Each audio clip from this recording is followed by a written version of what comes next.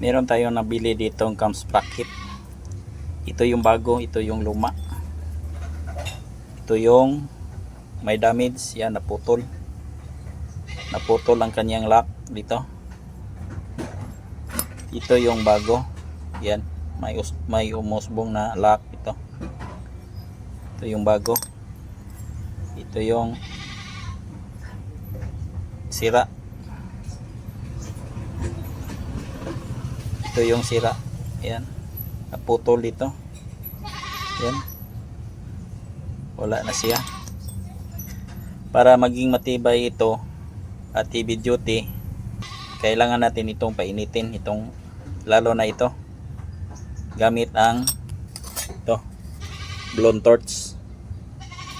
Tapos pag nabaga na siya, mainit na siya, ilagay natin dito sa asiti, use oil, yan, para maging matibay ito at hindi madaling maputol.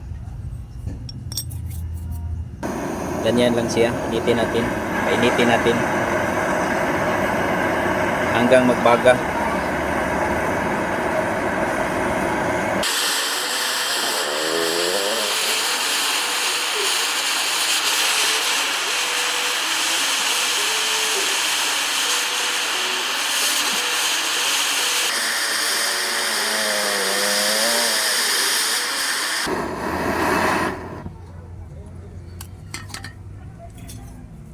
Ilagay natin sa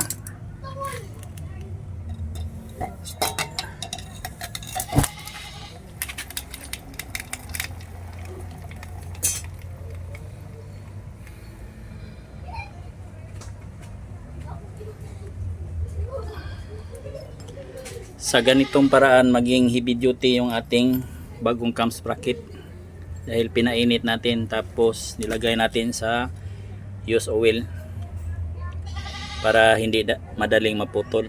Gaya nito, naputol siya.